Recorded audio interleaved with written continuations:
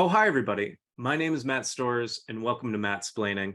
Today on the episode, we have somebody who is going to talk about a food item that they are an expert in.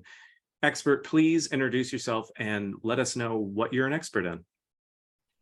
Hi there, my name's Charlie Blankenfeld, and I'm an expert in making bagels. Awesome. So my understanding of the bagel making process is that it is kind of an involved process that is completely and utterly dependent upon the water that is used. So there's a lot of discussion about New York bagels being the best, mostly because of the New York water and how well it is like sanitized and developed. There's not a clear indication of what is going into those, whether it's like a high calcium amount or something like that, or if there's some pH balance that's different. But that's generally my understanding, that like it all starts with the water. But then you have to have like traditional bagels, I believe, had their basis in Poland. They're like a delicacy for the Polish royalty. And they were originally like hand shapen. And so they didn't always come out with that characteristic circular with the hole in the middle. But typically they'll be boiled kind of like how you would make cauliflower if you didn't want it to get as bitter tasting, if you like overcooked it. So like you boil them for like a minute, minute and a half, and then you would bake them. You would add things on top of them, with the most traditional method of topping being the pizza bagel. At this point, I believe, is the most popular topping for bagels at this point in at least America. I understand that it's become the most popular, especially among the children. Um, it is, when pizza is on a bagel, it's bagels anytime, I believe, is the catchphrase. And that ultimately was what happened in the 70s, when there was a huge fight over the copyright to the pizza bagel. Who came up with it, who developed the idea, what toppings denote a pizza bagel, whether or not it's just cheese. What you would argue that it's pretty absurd to me. You have like bagels with Asiago cheese on them before that, I'm sure. But is it the addition of the tomato sauce and the cheese, or is it tomato sauce, cheese, and then another topping? Is it that three thing?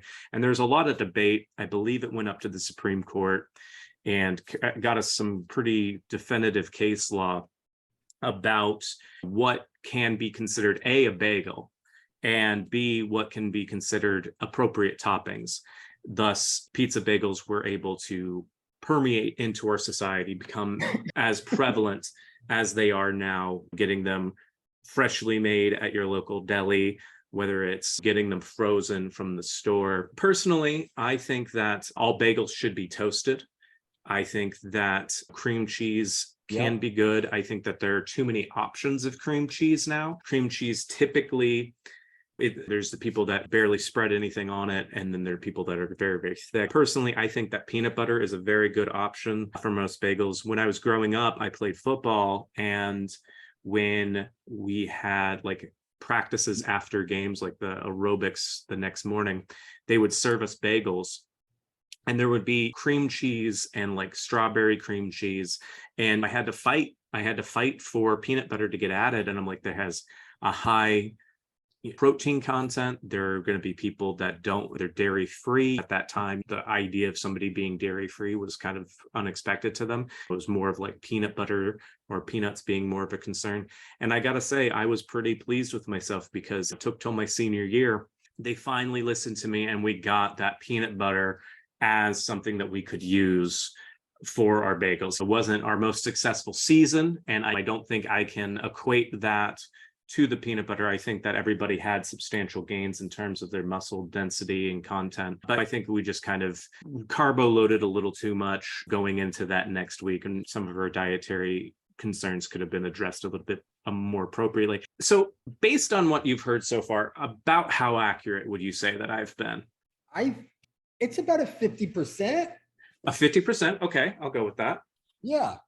Is that all right? Oh yeah, you're the expert here, so I'm eager to hear what you have to say about bagels. Well, where do I start? I guess I start with the water. I use Phoenix tap water, Okay. and that's it. And I Okay. don't worry about it. Is that And filtered at all or anything? a little bit. Yeah, yes, it's filtered. I run it through just a couple simple filters, Okay. like a Brita filter. Excellent. And yes, you're accurate about the history, and it's Eastern European in origin. Okay. And I remember reading that the earliest, it was a gift, a maternity gift to pregnant men and women, Okay. pregnant women. Right. Sorry. Right. But like the couple itself. Yes, I think so. Okay. And where it got a little sideways was the pizza bagel Okay. conversation. And so that's the 50% that is where I guess disagree. Okay. Just in terms of the legal history of the pizza bagel, or more substantial than that? I honestly don't know what to say. I've been approached many times to do pizza bagels, and I've even been asked to make pizzas and bagels out of the same dough, I see.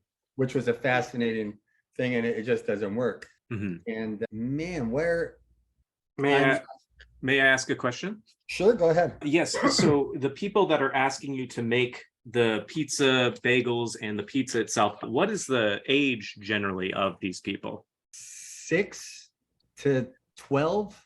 6 to 12. So so it is the demographic for pizza bagels. It's not like 60-year-olds being like, what I really want, I want a pizza bagel.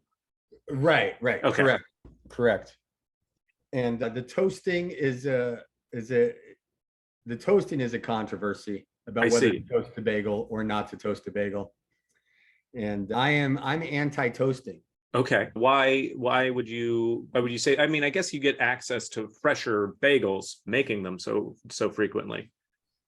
Yeah, the best bagel is a bagel that's like 1 hour out of the oven. I see. Yeah, I don't know that I've ever had a bagel that's been that fresh. Yeah.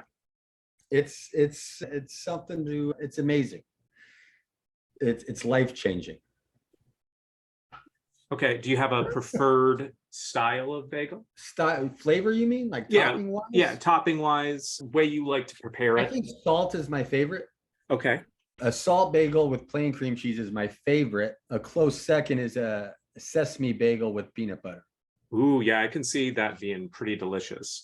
Yes. Do you have a set of bagels that are like your biggest seller, or that you look forward to making that specific bagel at your establishment? The everything bagel is the most popular bagel. Okay. Honestly, looking forward to making bagels is not, it's just work. So there's really no looking forward to the whole thing. I see. I see. And how long have you owned your bagel business? Bagel Felds, I've been making bagels 2 years. 2 years. And what is your experience been in those 2 years? Do you feel you've learned quite a bit in that time? Yeah, it's been a huge trial and error. We make bagels. The first year, we made bagels twice a week and sold at farmers markets. And so it was very much like an ongoing experiment relative to the time, the temperature, the dough, all of the conditions surrounding the bagel to make a good bagel. And you could really only test it twice a week. Now that we sell bagels daily, we kind of got it locked in, I guess would be the term. But it's an ongoing learning process. Even though I'm 2 years in, part of me, I do feel like I'm an expert, but then part of me feels like there's always more to learn about it's like an algebra equation, and you got all the variables between the yeast, the water, the time, temperature in the kitchen, and that sort of thing, that it's a tricky, you never know exactly how it's going to come out the next day. Absolutely. And what would you say in like that first year, what was like the biggest hindrance or like biggest hurdle that you experienced with making them? Honestly, it's the temperature in the kitchen and the temperature of the dough. Mhm. While you're making and rolling and shaping the bagels affects the final quality as it comes out of the oven. I see. And getting through that and negating working in a hot kitchen makes it difficult. Absolutely. Yeah. So, and if to use the algebra equation or for there, figuring out that temperature aspect is kind of the X variable of we need to figure this out. And once we have most everything else ready to go or kind of filtered in, but then we kind of have to solve for X. And once we have that, we have a balanced equation. Correct. And it's funny how part of how I learned it was like a YouTube video of a bagel factory or kitchen in New York. Hmm. And he said that his head baker would adjust the yeast to the temperature and humidity in the kitchen. I see. Okay. So he's messing with a different variable. I'm choosing never to change the recipe, and I would work within the adjust the temperature. I see. So you kind of worked your way around it, so to speak, of like figuring out what's going to work best for you in your environment. Right. And I felt it was safer to not go tweaking the recipe. Right. Yeah. Because like then you have a day that's 10 degrees colder or something like that. And then you got to redo the recipe again. Right, right. You need to keep some of the variables constant. Right. That makes a lot of sense. Where, go I ahead. want to put, you didn't explain any of that in the beginning of your talk there. Oh yeah, I knew nothing about that. All I knew was the water. The Right. water, general shape, dense. That's generally my biggest understandings of bagels. So this has been very informative for me. If people wanted to learn more about you, wanted to visit your establishment, where could they find out more about you, more about your Sure. place of work? The name of our shop is Bagel Feld.